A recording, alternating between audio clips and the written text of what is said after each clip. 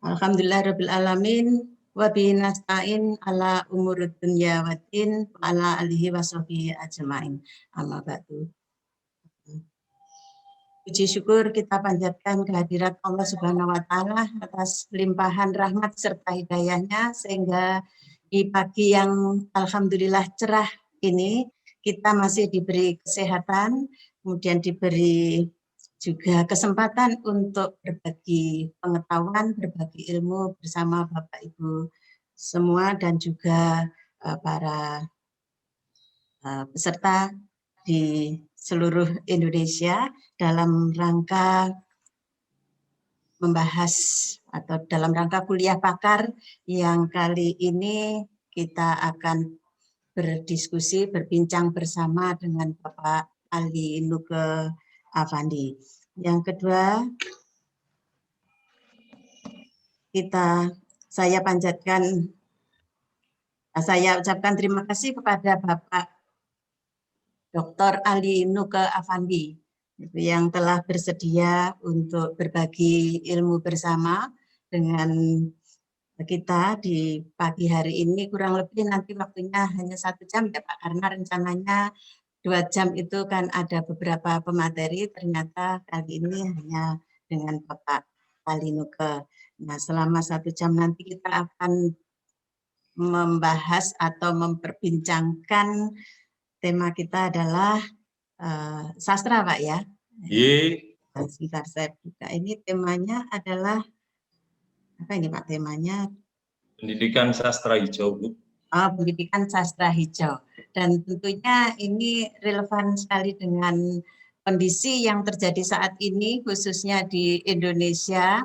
Nah, akhir-akhir ini kita sedang dilanda bencana di beberapa daerah. Ini yang baru saja terjadi di Kalimantan, kemudian di Denpasar, juga di Jawa Timur ini sedang dilanda bencana. Selain bencana yang mendunia, yaitu pandemi COVID-19. Jadi kita juga dihadapkan pada kondisi yang memang perlu kita renungkan, perlu kita cermati, dan nantinya kita pelajari apa yang sedang terjadi. Nah, ternyata masalah lingkungan ini bukan hanya menjadi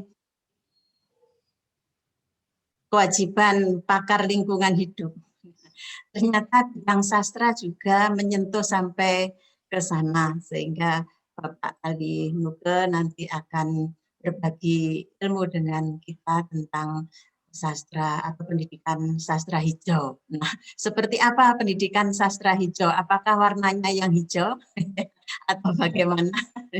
Dan mengapa itu perlu kita bahas? Nah, oleh karena itu nanti kita akan perbincangkan atau kita bahas selama 1 jam kurang lebihnya. Nah, sebelum masuk ke pembahasan, saya ucapkan terima kasih terlebih dahulu kepada Bapak Direktur yang sudah memberikan kesempatan kepada kita untuk melaksanakan kegiatan ini meskipun dalam kondisi yang ini masih prihatin ya dengan kondisi pandemi COVID, sehingga kita harus melaksanakannya melalui daring. Tapi bukan berarti daring ini membuat kita lemah, membuat kita tidak bersemangat, bahkan sebaliknya. Kalau saya amati ini pandemi ini justru memacu kita atau memicu kita untuk beraktivitas lebih giat lagi karena kesempatan untuk bepergian itu sangat dibatasi ya. Makanya kita lebih baik membahasnya melalui daring seperti ini dan tampaknya memang sangat bersemangat gitu ya. Setiap hari hampir 2 sampai 3 kegiatan dilaksanakan melalui daring. Jadi terima kasih Bapak Direktur dan juga Ibu Wakil Direktur 1, Bapak Wakil Direktur 2 Program Pasca Sarjana Universitas Muhammadiyah Malang. Berikutnya saya juga berterima kasih kepada Bapak Ibu yang sudah bersedia untuk berpartisipasi dalam kegiatan ini. Mudah-mudahan kegiatan ini nanti memberikan manfaat kepada kita semua. Saya tidak akan berlama-lama untuk mengantarkan kegiatan ini karena itu nanti akan lebih banyak saya kembalikan atau saya serahkan kepada Bapak Ali Nuke Afandi untuk memanfaatkan waktu yang tersedia. Nah, adapun Bapak Ali Afandi ini, Ali Nuke Afandi ini perlu saya perkenalkan sedikit, nanti bisa perkenalan sendiri Pak ya. Bapak Ali Nuke, Bapak Dr. Ali Nuke Afandi itu salah seorang dosen di Universitas Muhammadiyah Surabaya Pak ya, di Ya, pasca Surabaya. sarjana, bahkan beliau adalah Kaprodi ya, Kaprodi Magister Pendidikan Bahasa Indonesia di Ya. Universitas Muhammadiyah Surabaya. Kepakaran beliau di bidang sastra, pendidikan sastra, dan sudah ditekuninya sejak lama. Tentunya banyak produk yang sudah dihasilkan oleh Bapak Ali Nuke, oleh karena itu nanti apa yang sudah dihasilkan bisa di-sharingkan, bisa dibagikan kepada kita semua. Oke, ini pengantar saya. Monggo Bapak Ali Nuke, kami beri waktu 20 menit untuk menyampaikan materinya, kemudian nanti sisa waktu yang ada sekitar 40 menit kita gunakan untuk berdiskusi. Itu saja, saya persilakan Bapak Dr. Ali Nuke. Ya, terima kasih Bu Ribut Wahyu. Sawali saja, Assalamualaikum warahmatullahi wabarakatuh. Waalaikumsalam warahmatullahi wabarakatuh.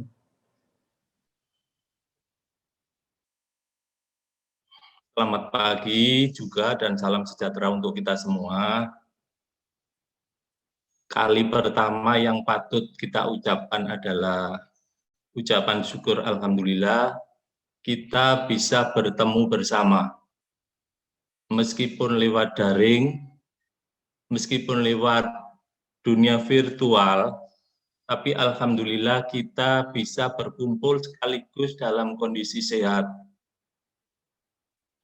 Karena akhir-akhir ini di masa pandemi ini, apalagi sekarang itu ya, di dunia maya, di FB, IG kita, hampir tidak sengaja kita mendengar, mengetahui saudara-saudara kita juga banyak yang menderita COVID, bahkan yang meninggal.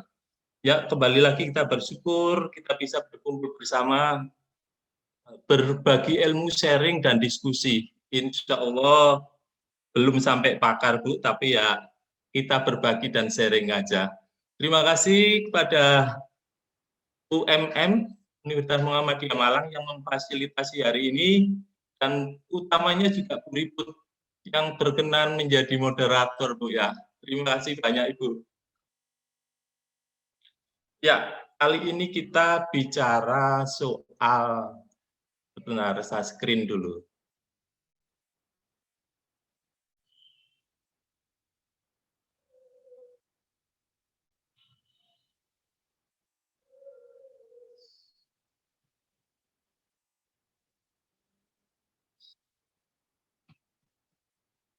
Waduh.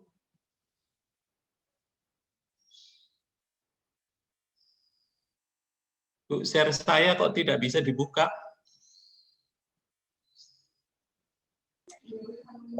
Mohon maaf, apakah Bapak menggunakan Mac? Bukan. Kalau di sini settingnya sudah saya buka, semua partisipan bisa share. Coba saya lihat dulu. Atau yang dari saya bisa di-share barangkali dari sana, Pak? Ini saya klik tidak bisa semua, Pak. Bapak ngirim ke Mbak Nurisma, nggih? Iya. Sebentar, saya tanyakan kalau gitu, Bapak.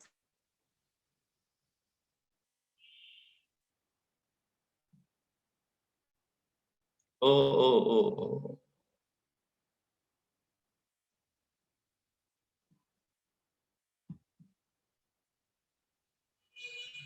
Oh, sudah bisa, Pak. Terima kasih, Pak. Sudah bisa dilihat ya, Bapak Ibu ya? Nggih, sudah, Bapak. Ya.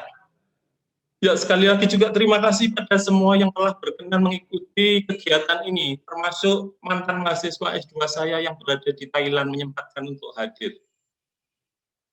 kita belajar bersama tentang pendidikan sastra hijau menuju generasi peduli lingkungan. Kaitannya nanti juga dengan ekokritik. Untuk sampai kepada ekokritik, sampai kepada sastra hijau, kita tidak bisa melepaskan perjalanan bagaimana pola atau orientasi pemikiran manusia. Tadi sudah disinggung beberapa oleh Bu Ribut kaitannya dengan banyaknya bencana. Sementara saat awali dulu dengan berbagai zaman sebenarnya yang nanti kaitannya ke bagian akhir perkembangan kita sampai ke zaman posmo, zaman modern, sampai akhirnya lahirlah ekokritik. Kalau di zaman awal, di zaman-zaman kuno atau kalau dalam kacamata orientasi pemikiran, kita berada di awal-awal berada di kosmosentris, yaitu secara gamblang dan secara mudah saja pemahamannya. Pada saat itu alam dijadikan sebagai objek, tetapi objek yang teratur. Apa yang disajikan alam, itulah yang dinikmati manusia. Manusia tunduk pada alam, manusia menggantungkan diri pada alam. Apa yang disediakan alam, itulah yang dinikmati oleh manusia. Apakah ada kebahagiaan? Ada, di mana saja sebenarnya kebahagiaan itu ada. Kadang kita cenderung mengukur kebahagiaan itu dengan kacamata kita, termasuk di zaman teosentris. Ini masuk ranahnya nature, jadi masih dalam alam.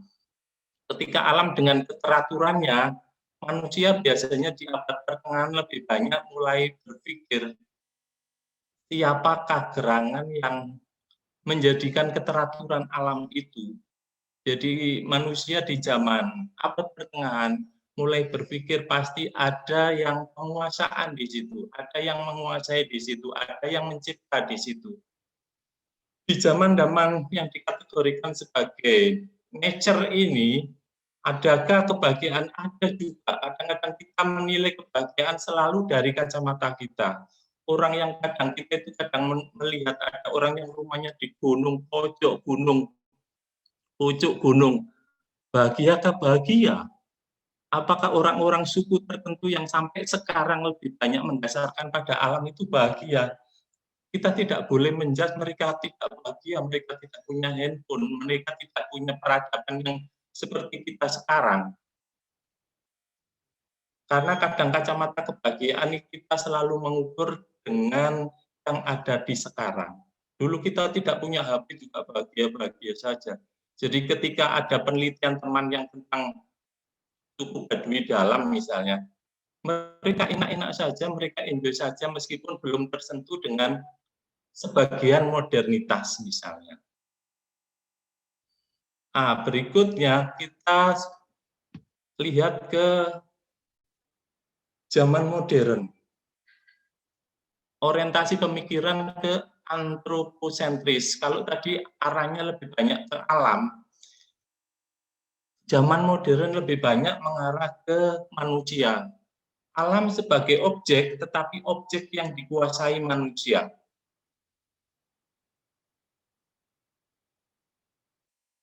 Alam bila perlu dikuasai, diberdayakan, bahkan dieksploitasi. Perkembangan selanjutnya untuk mencapai kemakmurannya, manusia untuk mencapai kesejahteraannya juga mengembangkan ilmu pengetahuan dan teknologi. Akhirnya ilmu pengetahuan dan teknologi itu berkembang sangat pesat. Yang tadinya memotong kayu harus dengan gergaji yang santai, gergaji yang tradisional, akhirnya harus memakai gergaji yang listrik atau gergaji model pertambangan industri dan seterusnya. Perkembangan ilmu pengetahuan dan teknologi akhirnya menghasilkan revolusi industri. alam dieksploitasi besar-besaran sampai akhirnya menghasilkan manusia-manusia kapitalis. Alam diberdayakan, dieksploitasi semaksimal mungkin untuk kesejahteraan manusia, untuk birahi manusia memperoleh kenikmatan, untuk mencapai apa yang diinginkan, bahkan kadang-kadang bukan kebutuhan. Manusia akhirnya menjadi manusia-manusia yang konsumtif, paham konsumerisme. Akibatnya apa? Tadi sudah disinggung oleh Bu Ribut Wahyu bahwa bencana sekarang ini di mana-mana. Utamanya yang paling sekarang ini yang paling kita rasakan adalah bencana banjir di Kalimantan. Belum lagi longsor di Sumedang, belum lagi yang paling akhir lagi longsor lagi di Kota Bogor. Belum sebelumnya dengan polusi, deforestasi, pemanasan global, punahnya flora dan fauna, hama, kebakaran hutan, asap, dan sebagainya. Satu saja misalnya bencana banjir yang sedang terjadi di Kalimantan. Saya pikir dengan kasat mata kita bisa melihat apa yang menyebabkan. Dari beberapa data yang saya baca, dari yang ditulis Walhi, dari yang ditulis oleh Greenpeace, ternyata sekitar 50 tahun ini, akhir-akhir ini, hutan di Kalimantan telah berkurang hampir lebih dari 50%. Mengapa berkurang? Ya yang banyak karena ini tadi untuk memenuhi hasrat manusia sebagai manusia konsumer dan manusia sebagai itu tadi humanis, kapitalis, mengejar kapital tapi tanpa memperhatikan kelestarian lingkungan. Untuk apa? Misalnya kalau di Kalimantan ya sudah jelas bahwa di sana banyak sekali penambangan batu bara. Termasuk ditambah lagi banyak hutan yang diubah menjadi perkebunan sawit. Jadi perusahaan-perusahaan besar di sana banyak termasuk penambangan-penambangan itu. Dan setelah penambangan-penambangan itu, kalau tidak salah tercatat 58 atau berapa perusahaan penambangan batu bara, yang setelah penambangan itu usai, mereka tinggalkan begitu saja, tanpa melakukan konservasi berikutnya, tanpa melakukan reboisasi dan seterusnya. Ya kalau efeknya ya banjir seperti saat ini, saya pikir kalau alasannya cuma curah hujan yang cukup tinggi, logika kita tidak sampai ke sana. Jadi yang pasti karena memang resapan fungsi hutan sudah hampir tidak ada. Nah, berikutnya apa? Langkah yang bisa kita lakukan tidak hanya sekedar mengeluh, tidak hanya sekedar menyalahkan pemerintah, menyalahkan yang lain. Yang perlu kita lakukan adalah conscientization, yaitu gerakan penyadaran. Penyadaran untuk siapa? Ya untuk semua orang. Ini semua. Mulai dari individu, lokal, nasional, global, mulai dari pemerintah, jangan sekedar menyalahkan pemerintah, tapi semua harus berpartisipasi di sini, ikut andil di sini, bisa pemerintah, LSM, ahli pakar, guru, dosen, media, manusia, ini semua harus peduli terhadap lingkungan kita. Kalau sekedar pemerintah saja atau LSM saja, saya pikir tentu tidak akan nyampe. Maka yang perlu kita lakukan, yang perlu dilakukan adalah semua kesadaran, gerakan penyadaran. Nah, salah satunya ini cocok dengan di zaman nature. Nature ini kaitannya dengan bagaimana setiap lini, setiap posisi, setiap kedudukan itu selalu mengkaitkan dengan ekosistem. Makanya di sini zaman Kusmo, yang dari logosentris menuju ekosentris dan biosentris ini, harusnya sudah mulai tertanam kesadaran bahwa di balik kita itu ada sesuatu, di balik kita itu ada lingkungan yang perlu kita selamatkan.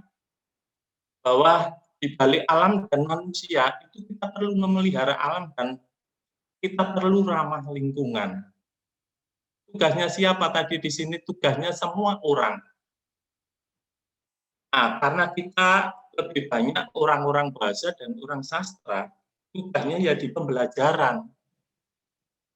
Caranya seperti apa ya? Melakukan pembelajaran, banyak melakukan termasuk menanamkan karakter, karena sastra itu literasi yang kritis ya, kita mulai mengkritisi apa-apa yang ada di alam yang kira-kira lingkungannya sudah tidak mulai bersahabat dengan kita. Apakah bisa?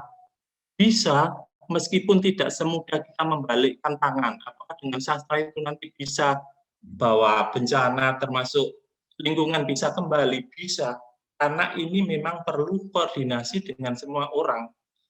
Makanya kalau ekokritik itu sastra hijau nanti kaitannya dengan ilmu-ilmu yang interdisipliner. Jadi ini tidak bisa melibatkan pemerintah saja, urusan perhutani saja, tetapi urusan semua orang pada lininya masing-masing melalui pembelajaran.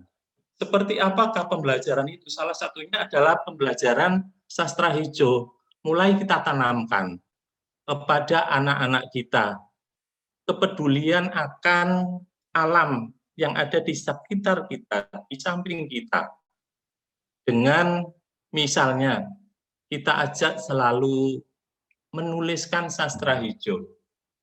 Sastra hijau, sastra apa? Sastra yang peduli dengan lingkungan, sastra yang tanggap dengan masalah yang sedang kita hadapi. Karena sampai sekarang ini budaya Indonesia ini kadang-kadang masih artinya selalu didominasi oleh masyarakat-masyarakat yang kurang kepedulian terhadap lingkungannya. Misalnya sederhana, ketika saya lewat berangkat kerja menuju kampus, kebetulan di kampus itu ada sungai. Banyak sekali ibu-ibu yang dengan sederhana saja, habisnya buangnya tinggal dilempar ke sungai. Gitu kan. Nah, itu kan sebenarnya suatu miris sebenarnya, tapi kadang-kadang saya juga tidak bisa berdaya apa-apa. Banyak juga kita yang masih dari mobil melempar botol aqua dan sebagainya. Saya kadang salut dengan masyarakat Jepang yang saya lihat sendiri, banyak mahasiswa atau turis-turis Jepang itu yang jalan-jalan meskipun menikmati indahnya Indonesia, itu sambil membawa kresek. Ya. Jadi mereka membawa kresek dengan sambil jalan, sampah yang ada di sekitarnya sambil mereka jalan, mereka kumpulkan baru setelah penuh dikumpulkan di satu tempat, misalnya tempat sampah yang pas untuk pembuangannya. Kita kan belum sampai di sana. Nah, caranya mengajarkan sastra hijau seperti apa ya yang dekat dengan lingkungan itu. Misalnya sungai sekitar tempat saya, misalnya di Surabaya itu yang kotor itu kan bisa jadi kita ambil sebagai tema. Rujukannya apa? Sederhana saja, rujukannya itu hal-hal sekitar itu yang menjadi masalah. Yaitu tadi sederhana saja, ibu rumah tangga yang dengan seenaknya membuang sampah di sungai dan seterusnya. Berikutnya apa? Ditentukan nadanya, kita melihat itu prihatin, susah atau acuh-acuh saja, cuek-cuek saja. Kita bisa menggunakan kesedihan kita, prihatin kita dengan gaya apa? Kita mengejek, kita bercanda, kita bersedih, dan seterusnya. Ya, jadi kita bisa membelajarkan. Jadi ketika ada banjir, tidak cukup dengan prihatin. Kita sebagai guru, sebagai dosen, misalnya ketika mengajak siswa kita untuk belajar, bisa saja diputarkan banjir. Banjir Kalimantan yang begitu dahsyat itu. Misalnya siswa kita suruh, kita ajak, kita mulai mengajak mereka kritis, apa yang terjadi kok sampai seperti itu. Ya, karena sastra itu literasi yang kritis, kita ajak untuk mulai berpikir bahwa alam perlu kita pelihara agar bisa berlanjut sampai anak cucu kita nanti. Setelah ada sastra-sastra hijau yang banyak ditampilkan, ditulis oleh orang-orang, tidak harus orang bahasa dan sastra, tetapi semua orang bisa. Karena ada sastra hijau yang bagus itu, misalnya yang ditulis oleh seorang tentara itu, yang seorang perwira tentara itu ternyata peduli sekali dengan, karena dia angkatan laut, jadi dia prihatin terhadap kondisi polusi di laut dan seterusnya. Jadi itu yang dia tulis di situ. Akhirnya kita bisa melakukan kritik. Kritik itu salah satu kajian sastra yang memihak pada siapa ya? Memihak pada lingkungan. Bisa kita lihat apanya ketika kita menjumpai karya-karya yang begitu. Deskripsinya, bagaimana seorang pengarang itu bisa mendeskripsikan apa ya? Mendeskripsikan alam yang sudah mulai koyak, alam yang sudah mulai bermasalah. Berikutnya kita bisa menilai juga, menulis ini justru berpihak pada pemerintah, berpihak pada alam, atau berpihak pada manusia. Dalam kritik juga, ketika kita melakukan kajian, perlakuan apa yang dilakukan oleh pengarang ketika ingin mengkritik sesuatu itu, apa yang dilakukan, perlakuan apa, misalnya melalui tokohnya, dia berkomentar macam-macam. Berikutnya, yang terakhir adalah bagaimana transformasinya, apa yang diusahakan diselamatkan dari karya-karya sastra hijau itu tadi, kita bisa mengkritik di dalamnya. Dari peran ketika utamanya guru bahasa utama ya, jadi bisa siapa saja, guru bahasa dan sastra, kita membiasakan anak didik kita untuk bisa menulis sastra hijau, begitu juga kita bisa melakukan ekokritik supaya kehidupan dinamika sastra bisa memberi sumbangsi yang besar. Karena begini, kadang-kadang orang itu terlalu ekstrim bahwa ilmu itu cenderung ilmu-ilmu sains, ilmu-ilmu apa yang cenderung lebih bermanfaat. Sebenarnya sama saja. Dunia itu butuh keseimbangan. Ya, jadi sastra pun bisa sebagai penyadaran. Karena itu tadi, bahwa sastra itu literasi kritis. Banyak kasus-kasus misalnya ada misalnya novel di Amerika itu yang pernah saya baca itu kaitannya dengan termasuk kaitannya dengan perbudakan, hanya karena fungsi novel undang-undang yang melakukan berat sebelah kepada budak itu akhirnya tidak terjadi misalnya. Banyak juga yang ditulis orang-orang Indonesia, novel-novel yang menyadarkan bahwa alam perlu kita jaga bersama. Kaitannya tadi yang mungkin belum saya rujukan tadi, yang sederhana tadi rujukannya bisa saja tadi seorang ibu. Tetapi biasanya sastra hijau bisa juga merujuk kepada masalah-masalah yang besar.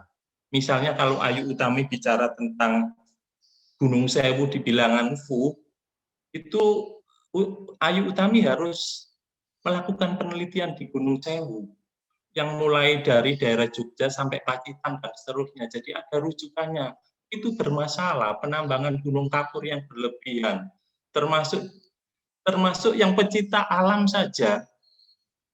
Di situ dilambangkan sebagai Karangjati, toko yang biasa senangnya mendaki, senangnya main climbing itu, tetapi ketika dia mendaki dengan menggunakan alat-alat yang kasar itu juga merusak Gunung Sewu lah. Itu kalau bisa jangan sampai di situ, padahal dia sendiri pecinta alam. Ya, jadi artinya ini tugas kita bersama, interdisipliner, semua termasuk para ahli di bidang yang lain. Makanya kajian ekokritik ini kajian yang bersifat interdisipliner, tidak melulu bahwa ini sastra, tetapi ini adalah bagian dari lingkungan, budaya, ekonomi, politik, dan sebagainya. Dari kegiatan ini mudah-mudahan yang kebetulan profesinya Bapak dan Ibu guru sudah mulai merancang PBM yang membuat anak-anak kita ke depan itu ada sennya, ada rasa, ada perhatiannya kepada lingkungan sekitarnya. Yang sampai sekarang saya itu tidak bisa berbuat apa-apa karena memang saya bukan sebagai pengambil kebijakan. Orang membuang sampah yang sederhana saja di jalan, di mana saja masih tempat-tempat sampah berhamburan, di mana sungai-sungai kotor, di mana saja. Saya itu kadang-kadang sampai kapan ya kita bisa mengubah pola hidup kita yang seperti ini. Kadang mengajarkan itu dimulai dari saya, dari pribadi misalnya, tapi tetap bahwa pribadi kalau tidak diikuti dengan yang lain, tidak diberi penyadaran ke yang lain, ya memang butuh waktu yang agak lama. Kadang buang bungkus permen saja kadang tidak tega ya. Jadi ketika buang bungkus permen, saya selalu berusaha tidak membuang di sembarang, meskipun mangannya di sembarang, tapi tetap ditaruh di saku baru nanti ketika ada. Banyak juga yang kita jumpai ketika habis makan, makanya sudah ditaruh di bawahnya, dibuang seenaknya. Lah itu kan kesadaran-kesadaran untuk memahami bahwa lingkungan itu berpengaruh pada kita, lingkungan itu perlu untuk kita, itulah yang mulai kita sadarkan.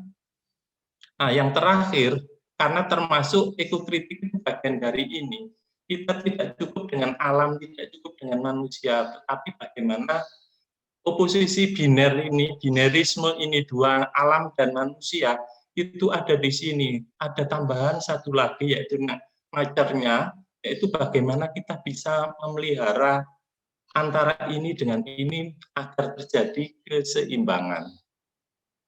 Nah, kalau dosen dan guru bahasa sastra, kembali lagi, kita mulai menanamkan dengan memanfaatkan fungsi sastra, peran sastra.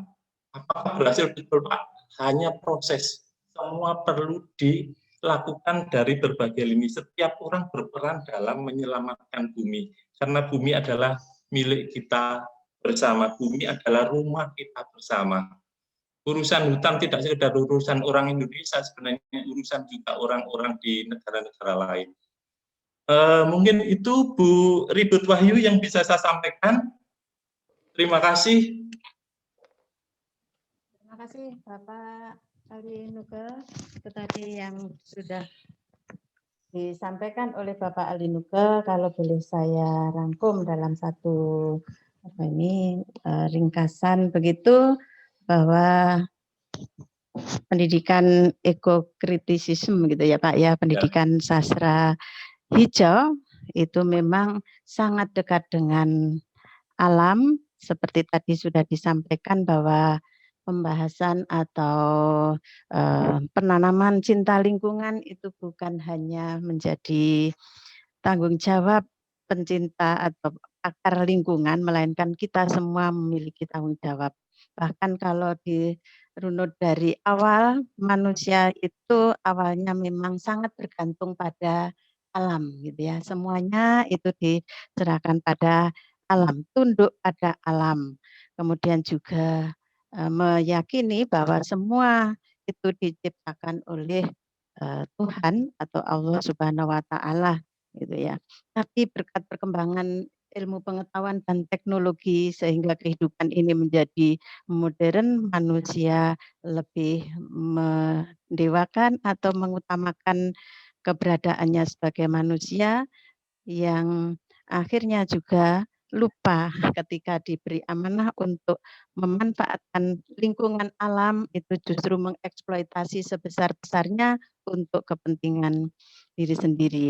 Nah, itulah yang menyebabkan munculnya berbagai bencana di tanah air. Tadi sudah banyak disampaikan oleh Bapak Ali Nuke. Nah, ini tanggung jawab siapa dan bagaimana peran penyair, peran guru atau pendidik ini dalam menanamkan cinta lingkungan kepada semua orang, bukan hanya kepada peserta didiknya, tapi kepada semua orang.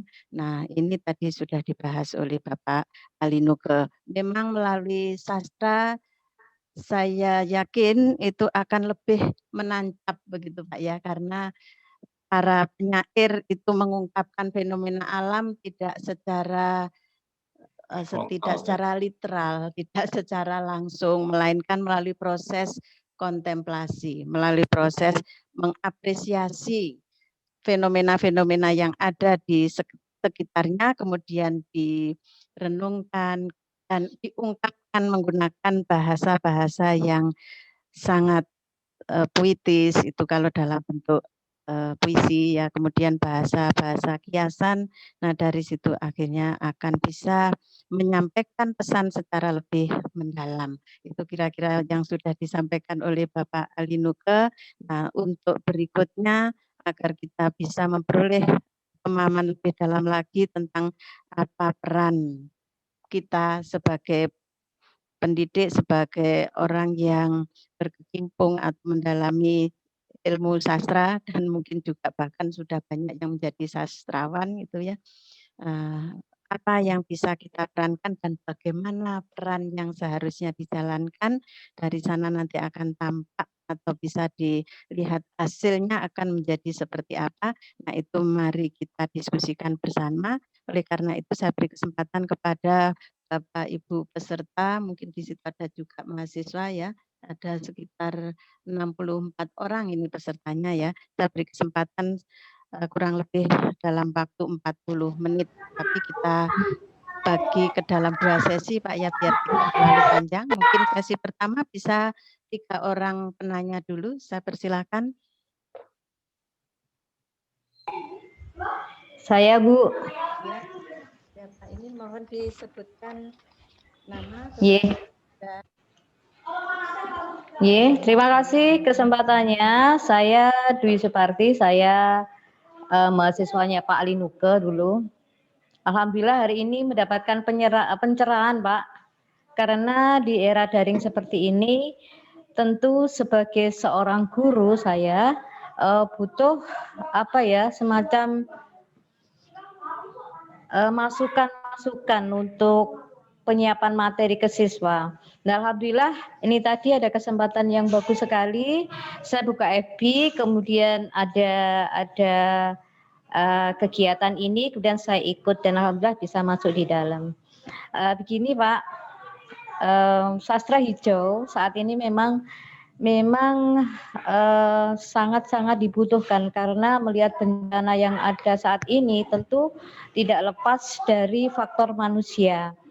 Nah, sastra hijau, sastra sendiri sebenarnya kan memang literasi kritis ya. Dari sastra itulah kita bisa menuangkan, kita bisa menulis, kita bisa memberi arti terhadap kehidupan itu sendiri.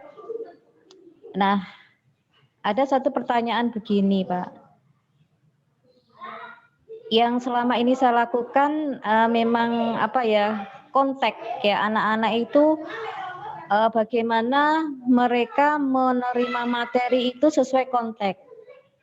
Nah, sastra hijau ini menjadi satu hal yang sangat menarik.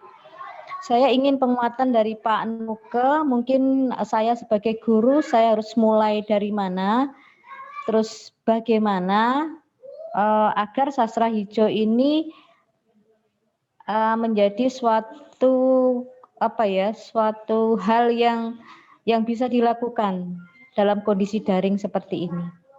Itu mungkin pertanyaan saya, Bu. Terima kasih. Assalamualaikum warahmatullahi wabarakatuh. Waalaikumsalam warahmatullahi wabarakatuh. Terima kasih kepada Ibu Dwi Suparti. Sebelum ditanggapi oleh Bapak Alinuke, saya beri kesempatan kepada Bapak Ibu yang lain. Saya Ibu, mohon maaf. Iya, Bapak Rizky Sabda ya. Ya, mohon maaf Pak Ali. Terima kasih atas pencerahan dari Pak Ali tentang sastra hijau. Saya sebagai guru juga Bapak, saya ingin menyadarkan kepada siswa agar pentingnya untuk mencintai lingkungan. Nah, pertanyaan saya Bapak singkat saja. Ini kecenderung siswa banyak di era sekarang lebih condong ke game online dan mensepelekan lingkungan, Bapak. Nah, bagaimana caranya agar siswa itu lebih mencintai lingkungan yang melebihi cintanya kepada game online saat ini, Bapak? Terkadang saya melihat bahwa banyak siswa yang sambil berkumpul, setelah itu memainkan game online, namun dia lupa akan kesadaran bahwasanya tidak meletakkan atau tidak membuang sampah pada tempatnya. Ini hanya hal yang sangat sepele, namun jarang dilakukan atau jarang disepelekan sama anak-anak saat ini. Mungkin itu Bapak, terima kasih. Assalamualaikum warahmatullahi wabarakatuh. Waalaikumsalam. Wabarakatuh. Terima kasih kepada Pak Rizky Saputra. Masih satu kesempatan Saya lagi. Bunda. Ya. Saya Bunda. Ya. Ya. Terima kasih. Saya Endang Mulyani Putro, mahasiswanya Pak Ali Nuke yang masih aktif sekarang di S2. Kebetulan saya ini ya sedang mengembangkan bagaimana kearifan lokal terintegrasi ke semua jenjang pendidikan dari PAUD sampai kepada SMA SMK. Seperti itu.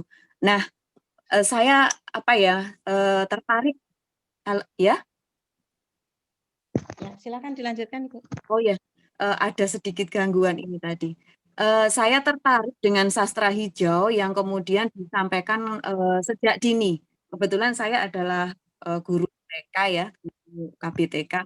Nah, ketika mengenalkan sastra kepada anak usia dini seperti itu ya, itu langkah awalnya harus apa nih yang harus dilakukan supaya sastra hijau yang bermuatan bagaimana adab kita terhadap lingkungan itu bisa betul-betul meresap. Kenapa? Karena memang ketika anak-anak PAUD itu agak lumayan ya seperti itu. Untuk menerapkannya ini seperti apa begitu Pak Ali? Terima kasih. Penguatan banget ini materinya Pak Ali, terima kasih sekali. Ya. Terima kasih Ibu Endang. Kalau bisa saya simpulkan ini sebetulnya pertanyaan ketiga penanya ini mirip Pak dalam satu bidang permasalahan, yaitu bagaimana membelajarkan sastra hijau itu kepada peserta didik itu ya, baik itu dari Bu Suparti, Pak Rizky Saputra maupun Bu Endang. Hanya saja Pak Rizky Saputra itu lebih spesifik pada anak yang sudah terlanjur kecanduan game online ya. Kemudian kalau Bu Endang ini kepada anak usia dini. Monggo Bapak langsung saja, saya persilakan. Nggih, matur suwun Bu Wahyu. Terima kasih untuk Bu Dwi Suparti. Ini mahasiswa S2 saya yang sudah lama, beliau guru SMA kalau tidak salah di Kediri, Bu. Kalau Rizky itu mahasiswa saya juga, kebetulan saya ini sudah tua juga, mahasiswa saya S2 juga sudah banyak. Rizky ini daerah Sampang atau Pamekasan kalau tidak salah. Kalau Bu Endang, Pamekasan, ya. Pertanyaannya sudah disampaikan oleh Bu Ribut Wahyu tadi, hampir mirip sebenarnya. Sebenarnya di zaman medsos sekarang ini, zaman internet sekarang ini, termasuk untuk mengajarkan sastra hijau, kita itu tidak akan kekurangan bahan. Seorang guru tinggal memilah dan memilih, ya, tinggal ketik apa kita sudah disajikan. Cari gambar banjir, cari bencana alam.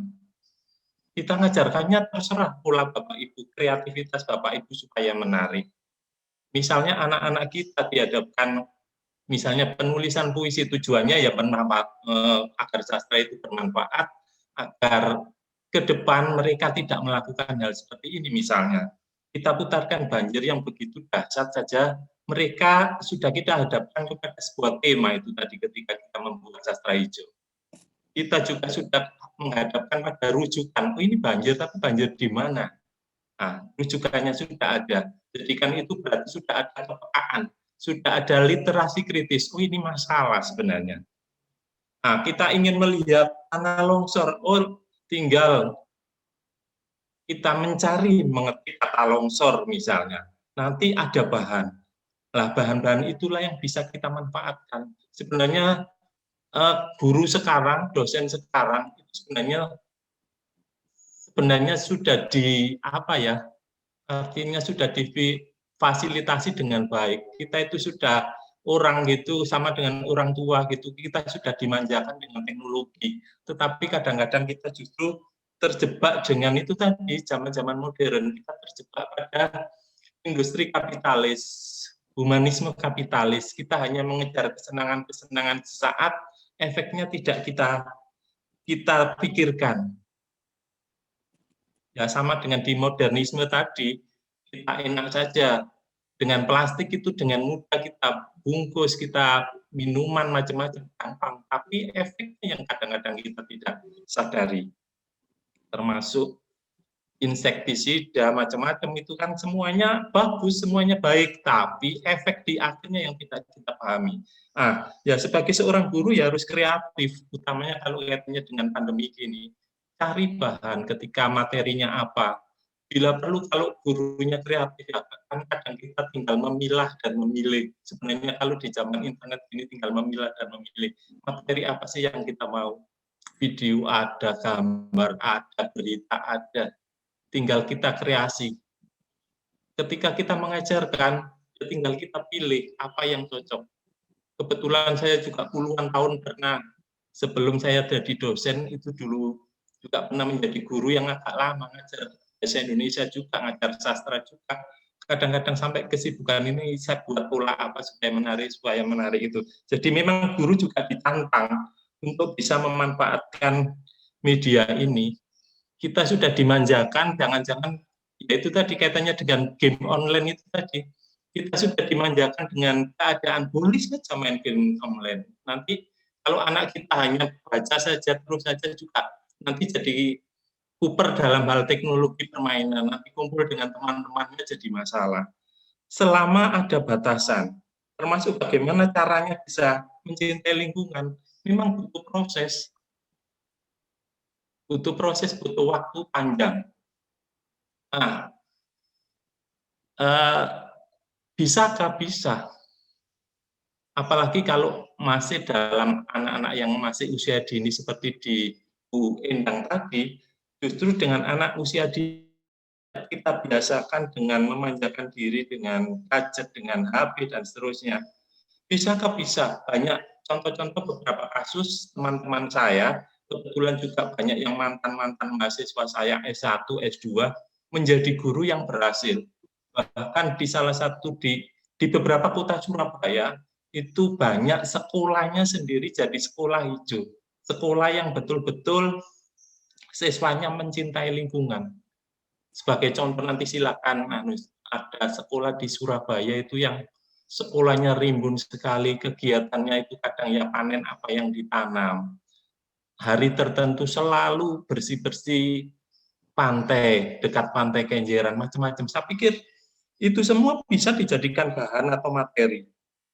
Dari mana saja sebenarnya. Memang tidak segampang membalik tangan. Kita untuk jangan main HP saja, main game saja, tidak semudah itu. Nah, peran guru kita bagaimana supaya memilih materi yang menarik. Manusia itu kan bisa disentuh dengan hati, dengan kata, apalagi guru bahasa Indonesia dengan perasaan. Apakah sampai kapanpun kita akan cuek dengan keberadaan alam yang seperti ini? Apakah kita hanya mengandalkan kesenangan semata, game, main game terus lah? Kan kadang-kadang kita juga butuh penjelasannya. Kenapa main game, manfaatnya apa? Boleh sekedar hiburan, tetapi manfaat sebenarnya juga seperti apa? Nah, itu yang memang perlu ditanam. Mengenalkan anak pada sastra sejak dini, penerapannya kita mulai, bukan berarti anak yang mulai anak yang misalnya belum bisa baca tulis, bisa seperti apa? Bisa dengan nyanyian. Nah, nyanyian itu kan nanti tugasnya juga orang lain, pengarang lagu misalnya, atau Bapak Ibu gurunya bisa mengarang lagu yang bisa dinyanyikan, tapi tetap bahwa itu memperhatikan ekosistem, memperhatikan ekologi sekitarnya. Nah, jadi untuk bisa mengenalkan pada anak, penerapannya kalau pada anak usia dini bisa jadi dengan nyanyian, bisa jadi dengan lagu, bisa jadi dengan kita mengajak sendiri ke pembelajaran langsung, macam-macam sebenarnya. Tinggal saja sebenarnya gini, guru itu mau kreatif atau tidak. Kalau pembelajaran Anda membosankan, berarti kemungkinan besar memang Anda tidak terlalu kreatif gitu.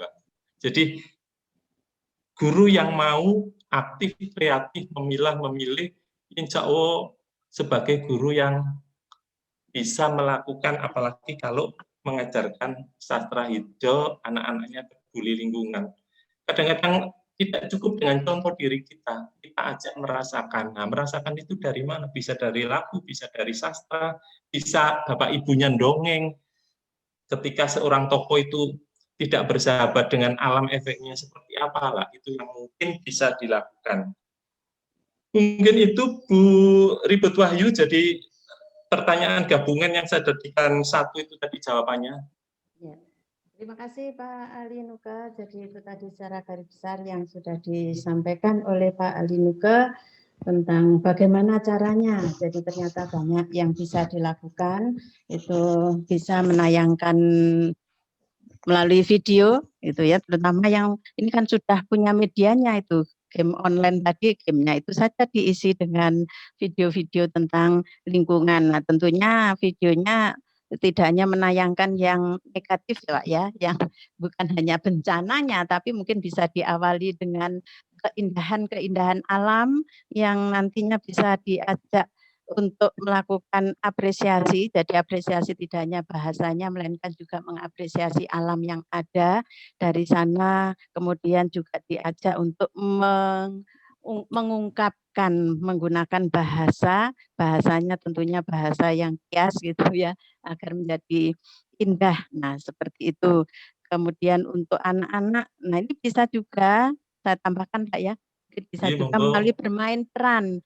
Ini sangat bagus ya kalau untuk anak-anak yang PAUD tadi, bermain peran itu tentunya sangat menyenangkan. Nah, oleh karena itu gurunya memang harus kreatif tadi. Misalnya saja tentang bencana banjir itu saja bisa dimainkan dalam peran ya. Bermain peran itu bisa, misalnya saja anak-anak diajak satunya berperan sebagai sungai, satunya berperan sebagai airnya. Nanti ketika airnya itu misalnya saja tidak melimpah kan normal. Ketika airnya menjadi melimpah karena hujan deras, kemudian sungainya itu menyempit karena terjadi penumpukan sampah, nah itu akan terjadi banjir. Nah, ini yang tadi sudah disampaikan oleh Pak Ali Nuka mengenai bagaimana guru itu bisa berkreasi.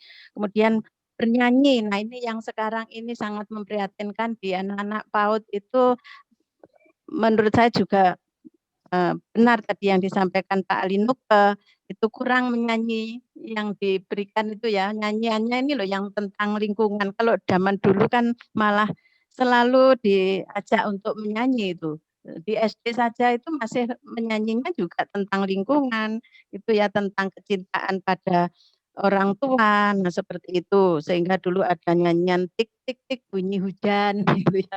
Kemudian nyanyian kupu-kupu yang lucu. Nah, itu sangat menarik ketika anak-anak diajak untuk mengamati lingkungan itu baru keluar dari kelas atau keluar dari atau perjalanan menuju ke halaman itu sambil menyanyi. Kemudian juga nanti mengamati apa yang ada di sekitar sekolahnya, apalagi kalau sekolahnya tadi sudah ditanami dengan banyak pepohonan yang indah, yang rimbun. Nah, itu akan lebih menarik. Setelah itu anak-anak diajak bersyair. Nah, ini menurut saya kok menyenangkan apa yang sudah disampaikan oleh Pak Ali Nuka tadi. Nah, kita masih punya waktu sekitar 10 menit ya. Mungkin masih bisa ditambah lagi 1 atau 2 penanya itu, saya persilahkan. Boleh nambah lagi enggak, Bu? Bu Endang? Iya. Boleh, sambil menanti yang lain mungkin masih ada. Iya. Memang BDR pandemi ini kan meninggalkan dilema ya untuk PAUD yang awalnya sebelum pandemi itu penggunaan gawai itu kan sangat di-warning ya untuk sebaiknya tidak diberikan dulu kepada anak-anak sebelum usia 14 tahun seperti itu. Tetapi dengan adanya BDR ini akhirnya mau tidak mau, suka tidak suka, anak usia dini dihadapkan dengan bagaimana gawai seperti itu. Nah, kemudian ketika teknis-teknis biasanya strategi pembelajaran yang biasanya dilakukan di PAUD menjadi bergeser ke rumah, itu menjadi problem tersendiri, apalagi kemudian tidak semua wali murid itu menyadari bagaimana menyikapi pandemi seperti itu, sehingga yang terjadi beberapa lembaga mendapatkan tekanan gitu ya dari wali murid untuk tetap minta tatap muka. Ketika guru tidak kuat di sini, akhirnya sembunyi-sembunyi melakukan pembelajaran tatap muka. Nah, kembali kepada kebencanaan tadi, kembali kepada kebencanaan. Betul sekali, saya setuju sekali bahwa kebencanaan itu sebuah gejala alam biasa yang sebetulnya bisa diantisipasi. Saya belum pernah membaca kebencanaan itu menimpa orang-orang yang berbahaya terhadap lingkungannya, seperti misalnya suku Baduy, kemudian yang di Jawa Barat ya, ataupun suku yang ada di ini di daerah saya itu Samin. Mereka kan masih sangat menghargai alam. Itu kok saya belum pernah mendengar adanya kebencanaan di sana. Nah, artinya kebencanaan ini tidak pure menjadi sebuah hukuman, bukan pure sebuah kekejaman dari Allah seperti itu ya. Saya ingat syairnya Ebit, mungkin alam mulai bosan dan selanjutnya. Dan sastra memang luar biasa dalam mengungkapkan berbagai macam kejadian-kejadian seperti itu. Nah, itu tadi Bu, ketika gawai menjadi permasalahan utama ketika sebelum terjadi pandemi, sekarang ini mau tidak mau harus digunakan seperti itu. Sementara ya begitulah kondisinya yang terjadi saat ini. Begitu Bu. Terima kasih. Terima kasih Bu Endang. Satu penanya lagi.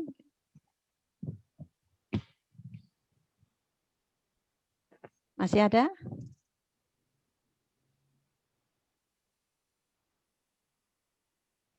Ya, tampaknya sudah tidak ada lagi yang perlu ditanyakan, Pak. Ini sehingga tinggal apa yang ditanyakan oleh Bu Endang ini menindaklanjuti pertanyaan pertama tadi Bu Endang ya. Ini dengan kondisi pandemi yang mengharuskan BDR ya, belajar dari rumah, ini memang merupakan satu hal yang menjadi tantangan bagi guru-guru di PAUD dan juga guru di TK ya. Nah itu, monggo Pak Ali Nuke.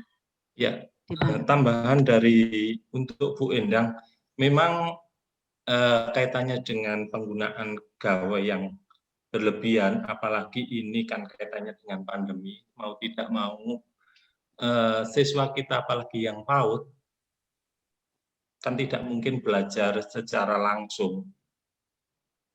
Kembali lagi bahwa ini tidak hanya tugas guru sesungguhnya, termasuk bagaimana siswa, anak-anak kita nanti bisa mencintai lingkungan, termasuk bagaimana bisa sedikit menghindari gawai. Ketika dalam hal pembelajaran, anak belajar, apalagi kalau anak PAUD, kemungkinan kan bisa jadi selalu dikawal atau dikontrol oleh orang tuanya harusnya.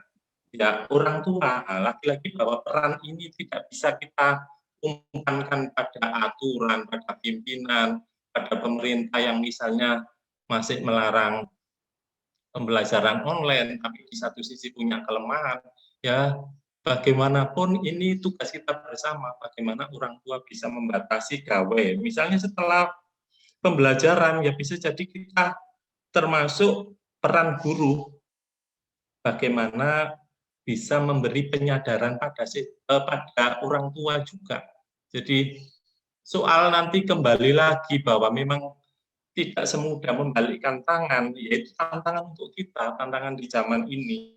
Kalau tadi contohnya bahwa bencana itu jarang terjadi di suku Baduy, suku Samin, ya karena suku Baduy, suku Samin masih nature, masih alam, masih cenderung kosmosentris. Apa yang diberi alam hari ini, panen pisang ya makan pisang, ketela sudah besar ya ganti ketela, ya sudah yang disediakan alam. Nah, kalau sekarang ini kan tidak.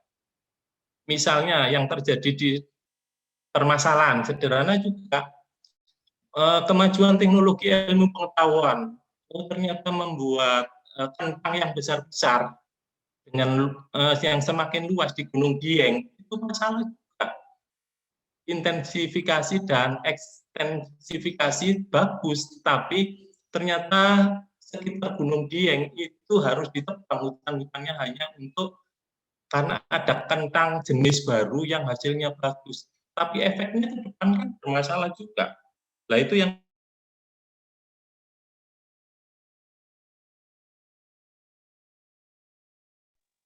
Suaranya putus Pak Ali. Mohon maaf Pak Ali, suara Pak Ali tidak terdengar.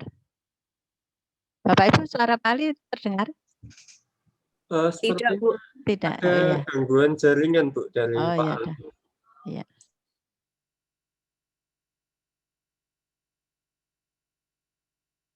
Halo Pak Ali. Ya, tampaknya ada gangguan jaringan di Surabaya ya, Pak Ali sedang di Surabaya ini. Itu tadi secara singkat yang sudah disampaikan oleh Pak Ali Nuke. Ini, wah ini tambah. Oh ya, Pak Ali, bagaimana sudah tersambung lagi? Suaranya masih di mute, Pak. Pak Ali Noke suaranya Pak Ali. lagi mute. Pak Ali Ya. Nuke. Oh ya, termasuk ibu-ibu yang suka dompet kulit, tas kulit ya sama. Salah satunya ular itu dipakai tas, dipakai dompet dan seterusnya. Itu untuk apa? Ya itu tadi birahi kapitalisme, birahi untuk menikmati alam seluas-luasnya. Akhirnya keseimbangan alam tidak ada. Ya sederhana seperti itu sebenarnya. Tetapi kalau kaitannya dengan gawai ya memang peran orang tua begitu besar, apalagi ini anak masih dalam anak yang seharusnya harus selalu dalam pengawasan orang tua. Hari-hari tidak mungkin anak harus memegang gawe apa saja yang dilihat, itu peran orang tua. Bagaimanapun harus kerjasama yang maksimal dengan orang tua juga. Mungkin itu yang bisa saya sampaikan Bu Ribut. Wahyu, terima kasih. Terima kasih Pak Ali atas jawabannya. Mungkin bisa saya simpulkan tadi bahwa memang kita masih ingat apa yang disampaikan oleh Ki Hajar Dewantara tentang di pusat pendidikan gitu Pak ya. Pendidikan bukan hanya menjadi tanggung jawab guru di sekolah, melainkan juga tanggung jawab keluarga dan masyarakat. Nah, pandemi COVID ini memberikan kesadaran kita kembali bahwa peran orang tua atau keluarga itu sangat dibutuhkan di dalam rangka melaksanakan atau mengembangkan kompetensi peserta didik. Jadi tidak hanya di sekolah atau tanggung jawab guru. Itu yang yang perlu disadari bahwa ternyata memang keluarga itu mempunyai peran yang sangat penting. Nah, ini hanya saja bagaimana perannya. Nah, itu tadi karena gawai sudah ada. Nah, ini masih tetap bisa dimanfaatkan tentunya dengan panduan guru. Jadi guru memandu dari sekolah atau mungkin dari rumah kalau BDR ya tentunya dari tempat jauh. Jadi memanfaatkan sinkronos asinkronos itu ya.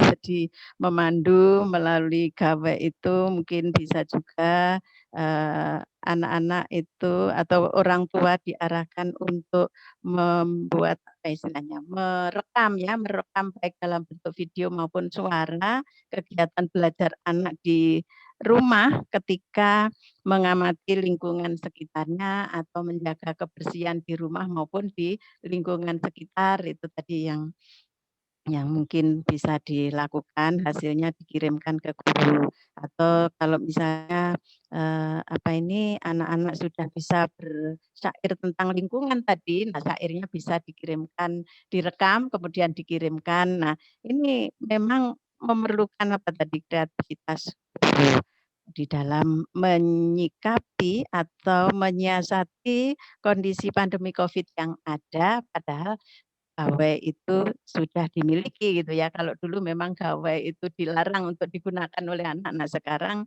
justru harus dipakai tapi tetap saja melalui pendampingan orang tua. Mungkin itu yang bisa kita bahas selama kurang lebih 1 jam. Ini sudah pukul 11:10. Jadi sesuai dengan kesepakatan kita tadi hanya 1 jam yang bisa kita manfaatkan untuk saling berbagi ilmu tadi. Sebagai penutup kegiatan ini kalau boleh saya simpulkan apa yang sudah dibahas oleh Pak Alinuke bersama kita tadi, bahwa memang alam disediakan oleh Allah Subhanahu wa Ta'ala atau Tuhan itu untuk kesejahteraan umat manusia, yang dulu pada waktu zaman kuno itu orang sangat bergantung pada alam. Nah, perkembangan berikutnya ternyata manusia dengan perkembangan teknologi dan ilmu pengetahuannya yang sudah modern justru kadang lupa, sehingga bukan memanfaatkan alam untuk kesejahteraan manusia, tapi kadang juga mengeksploitasi alam berlebihan untuk kepentingan manusia sehingga menimbulkan bencana. Nah, apa yang harus dilakukan dan bagaimana melakukannya tadi sudah dibahas, bahwa peran yang harus dilakukan oleh pendidik di sekolah maupun di masyarakat dan juga di dalam keluarga itu menanamkan kesadaran kepada peserta didik melalui eco green ya, eco green tadi Pak ya, pendidikan sastra hijau ya, melalui apa ini pemanfaatan alam untuk pembelajaran, sehingga nantinya bisa dihasilkan karya-karya sastra yang berbasis lingkungan gitu ya. Nah, saya kira itu secara garis besar apa yang sudah disampaikan oleh Pak Alinuke dan juga kita bahas bersama. Ada kurang lebihnya kami mohon maaf, dan mudah-mudahan apa yang sudah kita bahas kali ini bisa memberikan manfaat yang lebih besar bagi kita dan juga bagi umat manusia pada umumnya.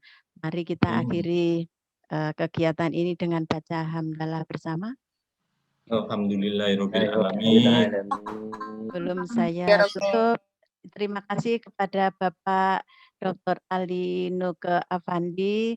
Mudah-mudahan ke depan masih bersedia bergabung dengan kita kembali. Dan terima kasih juga kepada Bapak Ibu peserta yang sudah setia. Ini ada sekitar 65 orang ya, sudah setia bergabung dan belajar bersama-sama selama kurang lebih 1 jam. Tentunya saya tidak lupa mengucapkan terima kasih juga kepada Bapak Direktur beserta Bapak Ibu Wakil Direktur Program Pasca Sarjana Universitas Muhammadiyah Malang yang sudah memfasilitasi kita dalam kegiatan ini. Ya, sekali lagi terima kasih. Wassalamualaikum warahmatullahi wabarakatuh. Waalaikumsalam warahmatullahi wabarakatuh.